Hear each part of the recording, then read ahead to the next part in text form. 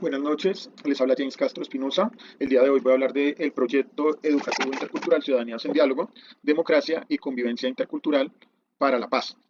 Este proyecto surge a partir de la necesidad que se presentó en la institución educativa de Armenia Quindío. La institución educativa Rufino José Cuervo Centro se encuentra localizada en la ciudad de Armenia, en la parte urbana. Entonces, en ella se identificó que un gran porcentaje de los estudiantes pues corresponde a población migrante. Y además también tendríamos otro porcentaje que estaría vinculado con población étnica o minorías étnicas. Entonces, esto lo tenemos considerado como un dato crítico. Es decir, en la institución ya contamos con una diversidad de alrededor del 25% de la población. Sobre 1.800 estudiantes, estaríamos diciendo que 450 estudiantes son venezolanos y tenemos una presencia de alrededor del 2% de minorías étnicas, principalmente afrodescendientes, que sería pues minoritaria ahí. Entonces, en este contexto vamos a identificar que existe una tensión entre la democracia formal, que está dada por la Constitución Política de 1991 y la forma de hacer ciudadanía, y una diversidad real que está dada por esos 450 estudiantes migrantes venezolanos que en cierta medida no encuentran una acogida o no encuentran una forma de participación intercultural cuando todo el currículum está pensado a partir de los lineamientos de un Estado nacional. Entonces podríamos resumir esta problemática como que el aula no cabe en una sola nación.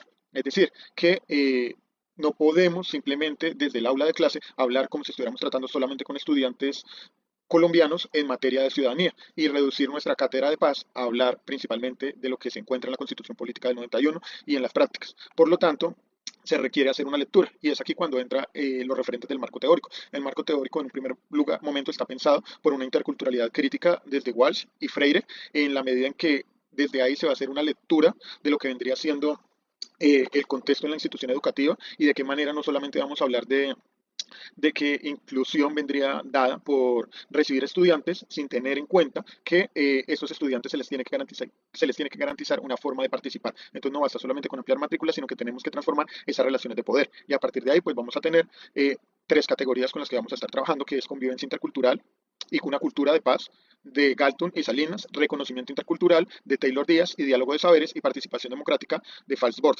También el marco legal que podemos apreciar ahí, que tenemos en un primer nivel la Constitución Política del 91, luego vamos a tener una legislación de la Ley 115-1620, unos decretos reglamentarios, unas circulares y finalmente las normas institucionales que estarían dadas por el Manual de Convivencia, pero también el proyecto de democracia de perspectivas ciudadanas. Siguiendo con eso, entonces tenemos dentro de esas categorías, reconocer es legitimar.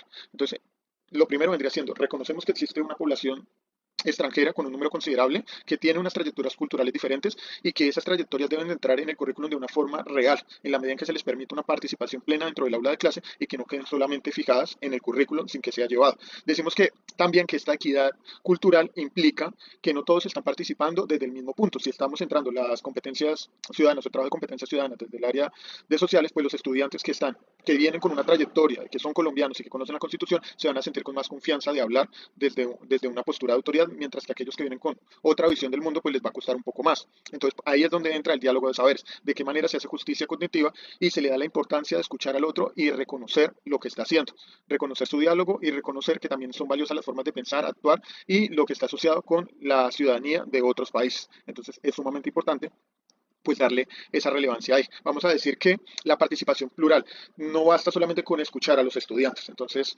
si bien se les puede dar la participación en el aula de clase, esto debe de ir más allá. Entonces, por eso hablamos que si bien deben de participar, también se debe garantizar una incidencia, que tengan la capacidad de expresarse, de liberar y transformar todo eso, generar una incidencia dentro de la institución educativa y que no se quede como un diálogo muerto, sino que vaya mucho más allá. Convivir también es mediar. Los conflictos culturales pueden convertirse en aprendizajes y de qué manera el diálogo de saberes, que lo hemos trabajado desde Freire, y desde Falborda también en la medida de la acción, participación, investigación, acción y participación y cómo los estudiantes a partir de su actuar pueden cambiar y transformar su entorno, pero también de qué manera se puede hacer un cambio crítico porque el conocimiento, la forma en que se enseña pues también tiene un componente político desde Freire. La paz escolar frente a la paz positiva, más que ausencia de violencia, debemos de hablar de justicia, empatía y reparación. De qué manera somos justos con los estudiantes cuando se les están vulnerando sus derechos, se están poniendo en tela de juicio, se les están poniendo apodos por su lugar de origen, de qué manera también somos empáticos de reconocer esas trayectorias y lo reparamos en caso de que se haya generado una problemática. En cuanto al diagnóstico interno, vamos a decir que en la institución es favorable la disposición a que ya existen unos lineamientos, tanto en el PEI como en el proyecto de democracia, que apuntan, si bien aunque solamente esté en el papel, apuntan a un reconocimiento de la diversidad, pues tenemos que mirar de qué manera lo hacemos intercultural y lo hacemos operable. Entonces el proyecto apunta a mejorar prácticas para lograr esa participación de todos y que se genere realmente es un diálogo intercultural entre la población migrante venezolana y los colombianos. Entonces vamos a tener que existe unas normas, una teoría y una diversidad que pueden ser un soporte para la transformación, porque las condiciones están ahí, solamente falta la interacción y comenzar a actuar. Entonces, esa vendría siendo la ventana de oportunidad que tenemos ahí. Para la ruta de intervención se han pensado en 4 momentos. El diagnóstico, se identifican las problemáticas, a partir de ahí, de esa problematización, sí o sí se tiene que llegar a un diálogo entre las diferentes instancias, entre los docentes, entre los estudiantes, en la forma en la que, y dialogar entre todos para poder llegar a acuerdos. Pero recuerden que esos acuerdos tienen que generar una incidencia y un impacto, que no se puede simplemente quedar en el acuerdo vano.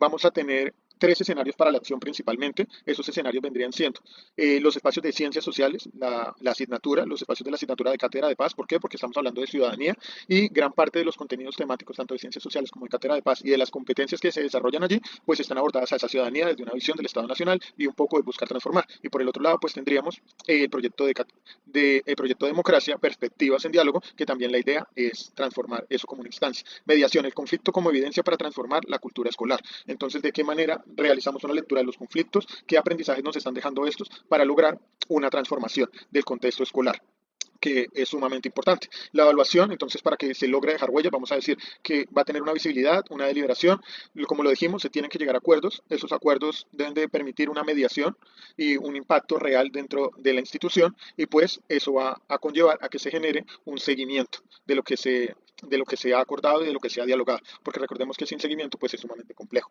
Los resultados esperados vendría siendo una democracia que se aprende viviendo en la medida en que se interactúa, mayor reconocimiento, cohesión y participación intercultural, de ingresar solamente en matrícula a construir con los otros, es decir, una participación activa, la escuela como un territorio de paz intercultural, porque en ocasiones ese desconocimiento del otro, pues lo que va a generar son fricciones y conflictos, que la idea es que lo superemos.